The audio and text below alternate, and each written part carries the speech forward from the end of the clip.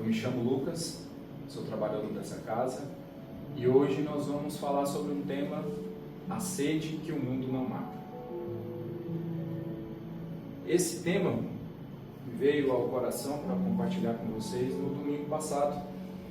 Eu estive visitando uma confeitaria com a minha família e me chamou a atenção a decoração dessa confeitaria. Nesse lugar tinha uma estante na lateral com alguns livros e na confeitaria tinha um livro chamado DSM. Eu não sou da área psicológica, mas da psicologia, mas já tinha ouvido falar desse livro, que é um manual para diagnóstico de transtorno psicológico. O que um livro de DSM está fazendo numa confeitaria?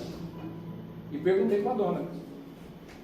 Ela, muito divertidamente, falou: você pode pegar o livro e abrir no dia e descobrir o seu transtorno do dia. Aquilo me chamou a atenção de uma forma hilária, mas percebo que isso tem uma conexão conosco. Vocês também têm percebido e se sentido um pouco mais apertados, angustiados, ansiosos? Não somos só nós.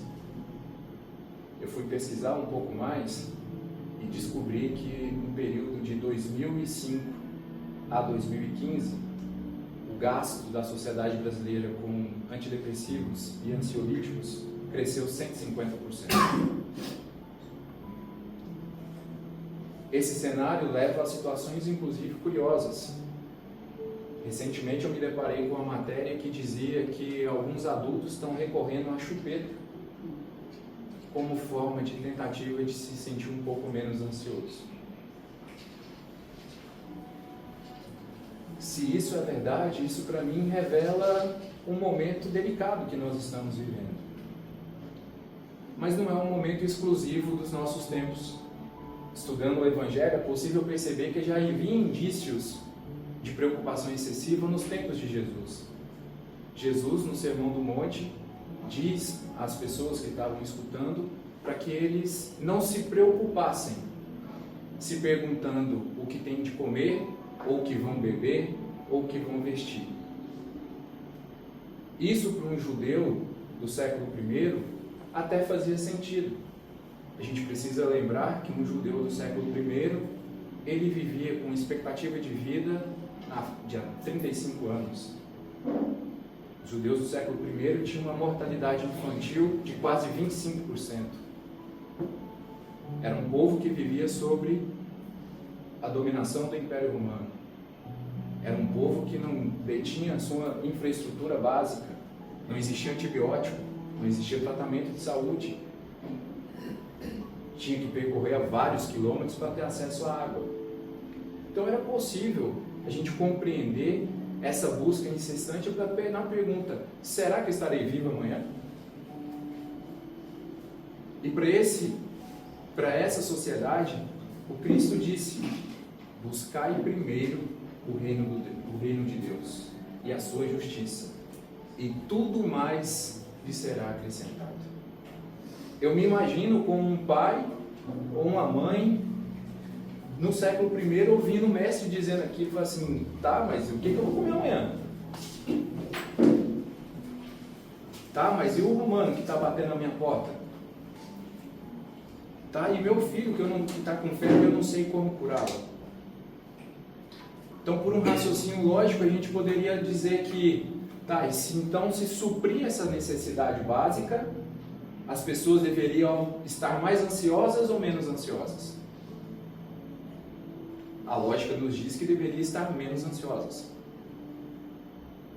Então, corta a cena e vem para o Distrito Federal, agosto de 2025. Nossa expectativa de vida aumentou ou diminuiu em relação aos judeus? Aumentou. Temos expectativa de vida de 73 anos. A mortalidade infantil aumentou ou diminuiu? Diminuiu. Temos uma mortalidade infantil aproximadamente 1%. Nossa infraestrutura de saúde melhorou. Nós temos acesso a antibiótico, a tratamento de saúde. Boa parte aqui, garanto que quase todos devem ter acesso a água tratada, esgoto. e estamos menos ansiosos? Por quê? Alguns de vocês podem dizer: Lucas, eu acho que você está sendo alienado, você não acompanha o jornal, você esqueceu que você mora no Brasil. Tem Trump, tem Putin, tem inflação, Selic, Banco Central. Você quer que eu esteja menos ansioso? Então tá bom. Vamos fazer um outro exercício. Vamos pegar você, sua família, e nós vamos nos mudar de lugar. Vamos mudar para um lugar que você consiga ter uma renda 3 vezes maior que a do Brasil. Melhor ou pior? Melhor, né? Um lugar que tenha menos desigualdade que aqui. Que tenha um índice de desenvolvimento humano entre os 10 melhores do mundo. Que tenha o seu sistema de educação entre os 5 melhores do mundo. Que tenha sistema de saúde.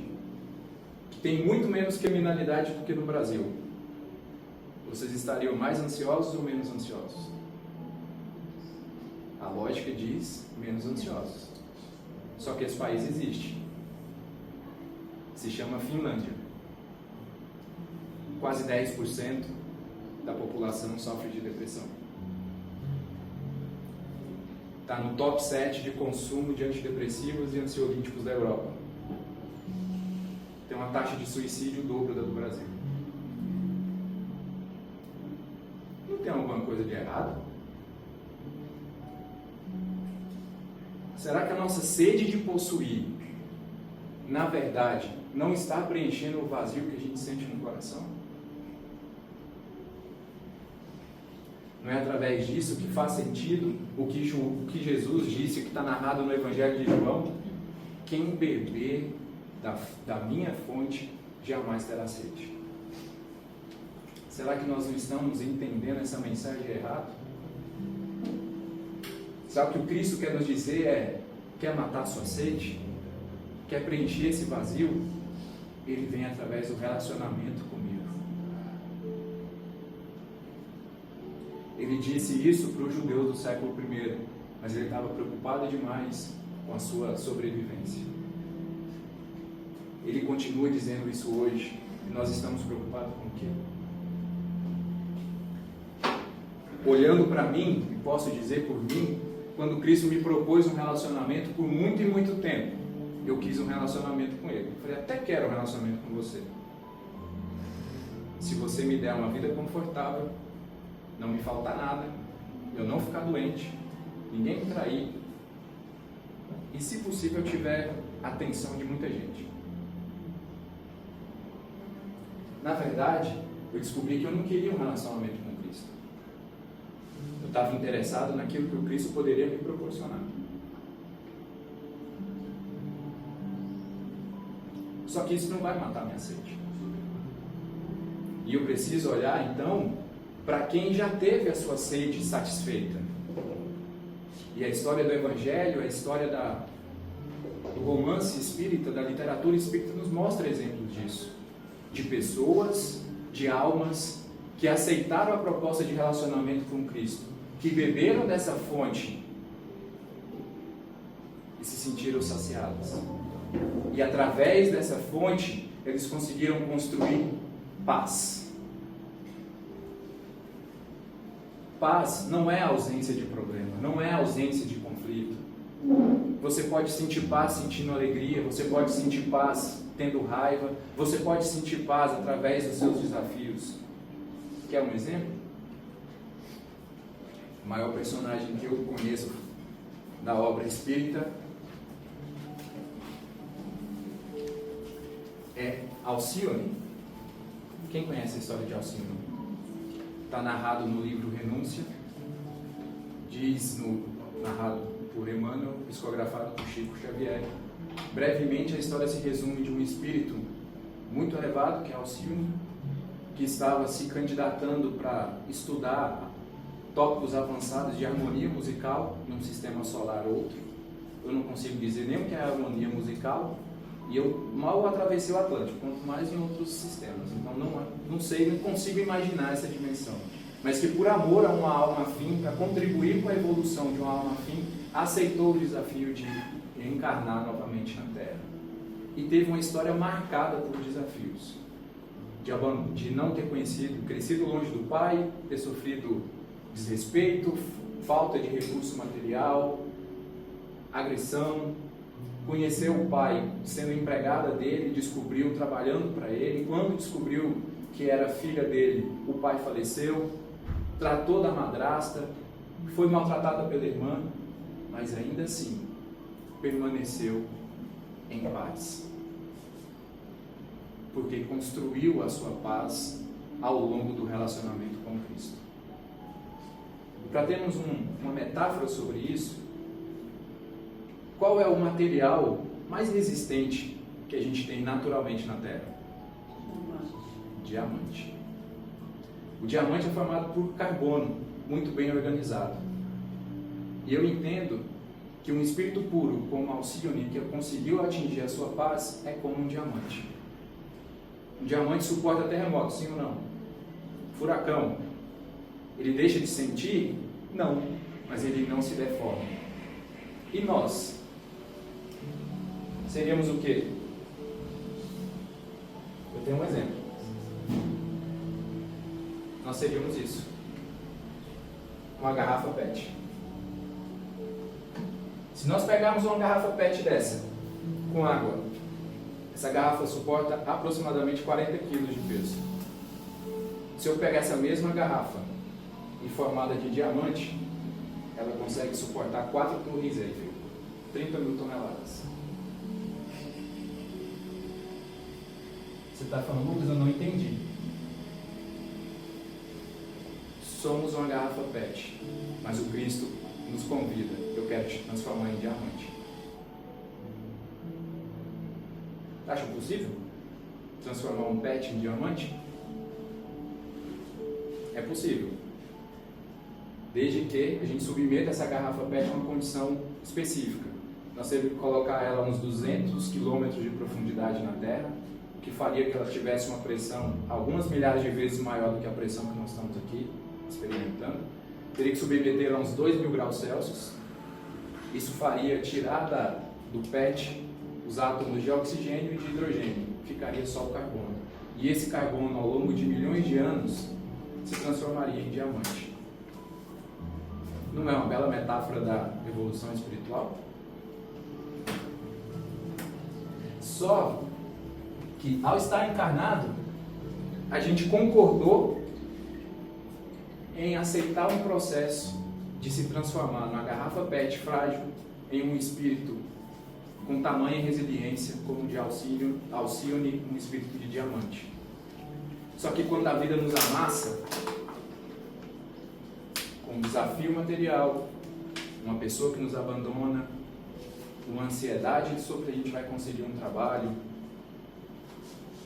um relacionamento difícil, nós tentamos preencher esse vazio. Preenchendo esse vazio com coisas deste mundo. Com compras, com recomendações de algoritmo, com comida, com múltiplos relacionamentos.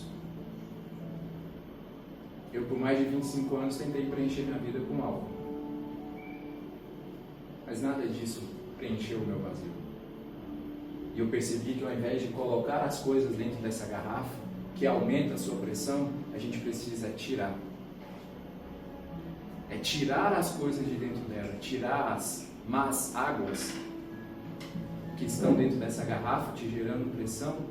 Tirar esses sentimentos é o que vai dar espaço para você abrir tempo e espaço dentro de você para construir um relacionamento com Cristo. É nesse momento que o Cristo nos diz que a sede que nós temos, somente a proximidade com Ele, é que verdadeiramente pode nos ajudar. Faz sentido?